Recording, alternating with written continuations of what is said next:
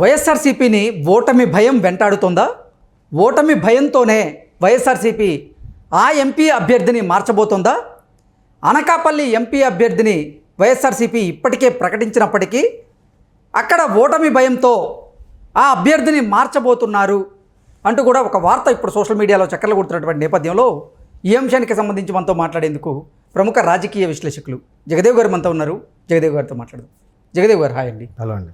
జగదేవ్ గారు, వైసీపీని ఓటమి భయం వెంటాడుతోందని, ఓటమి భయంతోనే వైఎస్ఆర్సీపీ అనకాపల్లి ఎంపీ అభ్యర్థిని మార్చబోతున్నారు అంటూ ఒక వార్త ఇప్పుడు సోషల్ మీడియా వేదికగా చక్కర్లు కొడుతూ ఉన్నాం. అసలు ఆ ఎంపీ అభ్యర్థిని ఎందుకు మార్చబోతున్నారు? ఎవరికి ఎంపీ అభ్యర్థిగా అవకాశం ఇవ్వబోతున్నారు జగన్మోహన్ రెడ్డి అంటే ఏం చెప్తారు? ఓటమి భయం అయితే ఒక విధంగా అంటే డిఫెన్స్లో పడుతున్నారు బాగా. ఆ డిఫెన్స్ దాన్నే మనం ఖచ్చితంగా ఓటమి భయం అనొచ్చేమో.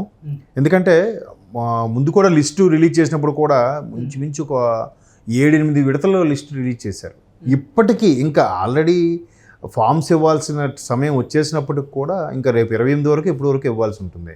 హార్డ్లీ 8 days అండ్ 1 week ఉంది. ఇప్పటికీ ఇంకా అభ్యర్థులు మార్చే ప్రయత్నం చేస్తున్నారంటే సమీకరణాలు చూసుకుంటున్నారు. ఓహో, ఎక్కడ ఈయనతో పోటీ పడలేడు, ఈడు ఓడిపోతాడు, ఇక్కడ స్టఫ్ క్యాండిడేట్ పెట్టాడు, టీడీపీ గెలవరు, అలా సమీకరణాలు వస్తున్నాయి. అంటే ఈ ప్రస్తావన ఇప్పుడు ఎందుకు వచ్చిందంటే అనకాపల్లి ఆల్రెడీ అవంతి శ్రీనివాస్ గారి కోసం వచ్చింది. అనకాపల్లిలో గతంలో అవంతి శ్రీనివాస్ గారు టీడీపీ తరఫున గెలిచిన సందర్భాలు ఉన్నాయి. అయితే ఇప్పుడు అవంతి శ్రీనివాస్ గారికి భీమిలి ఎమ్మెల్యే టికెట్గా ఇచ్చారు. భీమిలి అసెంబ్లీ నియోజకవర్గం నుంచి ఆయన్ని బరిలో దింపారు. ఎస్. అయితే భీమిలిలో ఉంటున్న బలమైన క్యాండిడేట్ ఎవరంటే గంటా శ్రీనివాస్ గారు. గంటా శ్రీనివాస్ గారికి ఉత్తరాంధ్ర విషయం పక్కన పెడితే వైజాగ్ సరౌండింగ్స్, వైజాగ్ సిటీ, ఇక్కడ ఎక్కడ నిలబడినా ఆయన గెలుపు ఖాయం అనేలాగా ఉంటుందండి ఎప్పుడు కూడా. గంటా శ్రీనివాసరావు గారు గెలుపు గంట కొట్టబోతున్నారు అంతే. అది మరి ఇది ఆయన వ్యక్తిగతంగా ఆయనకున్న చరిష్మానా, లేదంటే ప్రజల్లో ఆయనకున్న ఆదరణ, లేదంటే ఆయన దాని రాజకీయ చిత్రతో తెలియదు. కానీ మొత్తానికి మీరు అన్నట్టు గంటా శ్రీనివాస్ గారు ఎక్కడ నిలబడినా గంట కొట్టడం ఖాయం. అంత పలుకుబడి కూడా ఉంది ఆయనకి, ఎస్పెషల్లీ వైజాగ్ రీజన్ మొత్తం కూడా. ఓకే. సో ఇప్పుడు ఆయనకి ఉంటున్నారు కాబట్టి భీమిల్లో ఆయనకు పోటీగా తట్టుకోలేరు, నిలబడగలరా, అవంతి శ్రీనివాస్ గారు గంటా శ్రీనివాస్ గారు ముందు తేలిపోతారు అనే వాదనలు కూడా వినిపిస్తున్న నేపథ్యంలో మేబీ మార్చుతున్నారు అనే వాదనలు అయితే వస్తున్నాయి. అయితే ఈయన మార్చితే గతంలో అనకాపల్లి నుంచి గెలిచారు కాబట్టి అక్కడికి మార్చాలని అనుకుంటున్నారు. బట్ అక్కడికి మార్చాలనుకుంటే అక్కడ ఆల్రెడీ ముత్యాల నాయుడు పేరుని అనౌన్స్ చేసేశారు అనకాపల్లి ఎంపీకి వైసీపీగా. అవును, గతంలో ఆయన మాడుగుల నుంచి పోటీ చేసి గెలిచారు. Madugula MLA, sitting MLA. అవును, సిట్టింగ్ ఎమ్మెల్యేని ఎంపీ గడ్డు పంపించారు. అంటే అంత తర్జన భర్జన. ఇప్పుడు ప్రతిదీ కూడా ఇక్కడ ఎమ్మెల్యేకి చేసిన అక్కడ ఎంపీగా, అక్కడ ఎంపీకి చేసిన ఎమ్మెల్యే ఇట్లా ఎందుకు మారుస్తున్నారు? అంత క్లమ్జీగా ఉంటుందన్నమాట. ఇప్పుడు ఎలా ఉంటుందంటే ఒక ఊరికి రాజు ఇంకో ఊరికి బంటుతో సమానం అన్నట్టు, ఆ ఊర్లో రాజు తోపే పోటుగాడే, ఇంకో ఊరికి వస్తే ఆయన ఎవడో కూడా తెలియకపోవచ్చు కదా, ప్రజలు అంత ఆదరించకపోవచ్చు కదా. ఇట్లా మార్చి చేయడం వల్ల కూడా కన్ఫ్యూజ్ అయిపోయి ప్రజలు ఎవరికి ఓటేస్తారు చెప్పండి? ఖచ్చితంగా అప్పుడు కూటమి అభ్యర్థే బెనిఫిట్ కూడా అవుతాడు. సో ఈ కన్ఫ్యూజన్లో కూడా వైసీపీ ఒక మెట్టు వెనక్కి వెళ్ళిపోతుందని కూడా అనిపిస్తుంది. సో ఇప్పుడు ఆ ముత్యాల నాయుడు గారిని తీసుకెళ్ళి మళ్ళీ మీరు అన్నట్టు వెనక్కి పంపించేసే అవకాశం కనిపిస్తుంది. వెనక్కి పంపించే అవకాశం కనిపిస్తే ముందు ఆయన వాళ్ళ అమ్మాయికి ఎవరు ఇచ్చినట్టుగా ఉంది సీట్ అక్కడ మాడుగుల సంబంధం.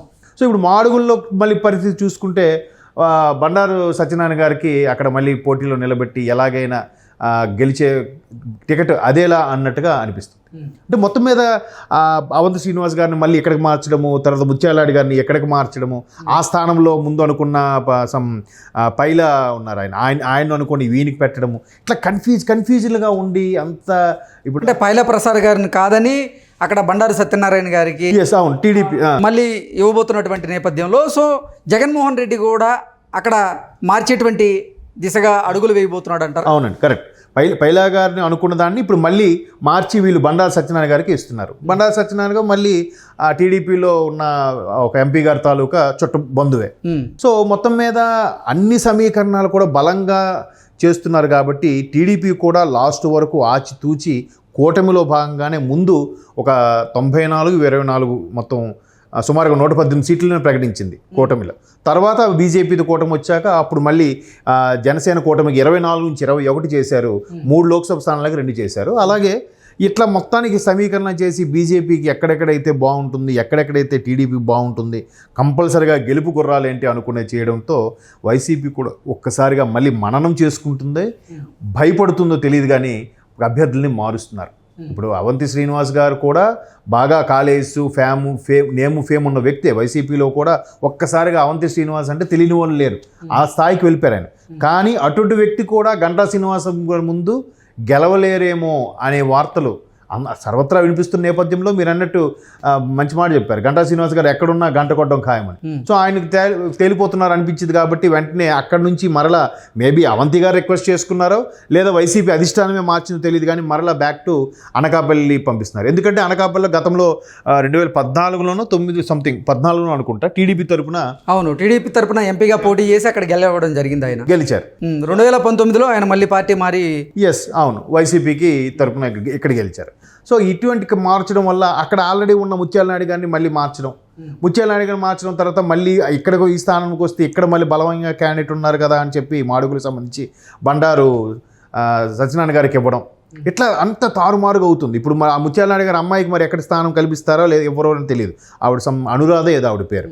ఆవిడకి ఆల్రెడీ మాడుగుల్లో వైసీపీ తరఫున టికెట్ కన్ఫర్మ్ అనుకున్నారు, అనౌన్స్ కూడా చేసేసారు, ఒక క్యాన్వాసింగ్ కూడా చేసుకుంటున్నారు. మీరు అన్నట్టు పట్టుమని 23 రోజులు 24 రోజులు ఉంది ఇంకా పోలింగ్కి.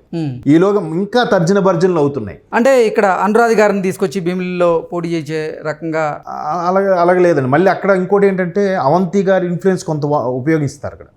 అంటే పూర్తి స్థాయిలో అవగాహన లేదు కానీ అక్కడ మళ్ళీ ముత్యాల నాయుడు గారు అమ్మాయి అనురాధ గారిని తీసుకొచ్చి ఇక్కడ పెట్టే ఛాన్సెస్ అయితే ఉండకపోయింది. ఎందుకంటే మాడుగులు అనేది ఇప్పుడు విశాఖ జిల్లాలో ఉందో పాడేరు జిల్లాలో ఉందో తెలియదు కానీ అది కొంచెం లోపలికి అటు చోడవరం మాడుగులు అటువైపు వెళ్ళాలన్నమాట. సో అటువైపు వెళ్ళేసరికి మళ్ళీ ఇప్పుడు ఎంపీ అభ్యర్థి అనుకోండి సుమారుగా 7 నియోజకవర్గాల్లో కూడా పరిచయస్తుడు కాబట్టి ఆయన తీసుకెళ్ళి ఎంపీగా పెట్టినా ఏ ఎమ్మెల్యేగా పెట్టినా 7 నియోజకవర్గాల్లో వర్కౌట్ అవుతుంది. కానీ అదే ఒక సాధారణ ఎమ్మెల్యేగా అంతవరకు ఉన్న వ్యక్తిని ఎంపీగా తీసుకెళ్ళి పెడితే అన్ని ఓట్లు పడతాయని అన్ని నియోజకవర్గాలకి పరిచయస్తులు కాదు కదా. అనురాధ గారు అక్కడ పరిచయస్తులు కాదు కాబట్టి అంత ఇన్ఫ్లుయెన్స్ ఉండదు కాబట్టి ఇంకా గంటా గారిని ఇంకా క్లియర్ అయిపోతుంది ఎన్నిక. ఇప్పటికే గంటా గారిని ఎన్నిక క్లియర్ అయిపోయింది ఆల్మోస్ట్ ఆల్. సో ఇప్పుడు ఆయనకి బలమైన అభ్యర్థి పెట్టడానికి కూడా ఆలోచిస్తున్నారు. మేబీ మళ్ళీ అది కూడా మార్చితే చెప్పలేం. ఎందుకంటే మీరు అన్నారు కదా గంటా శ్రీనివాస్ గారు లాంటి బలమైన అభ్యర్థి ఉన్నప్పుడు ఇప్పుడు నాయుడు గారు అమ్మాయిని పెట్టినా కూడా ఆవిడ ఎంత గట్టి పోటీ ఇవ్వగలుగుతారు? ఇవ్వలేరు. సో ఇంకా బలమైన క్యాండిడేట్ని ఎవరు పెట్టే అవకాశం ఉంది. బట్ అవంతి శ్రీనివాస్ గారి ఇన్ఫ్లుయెన్స్ కూడా కొంత ఉపయోగించి బలమైన అభ్యర్థిని లేకపోతే అతను సూచించే అభ్యర్థిని కూడా పెట్టే అవకాశాలు కనిపిస్తున్నాయి.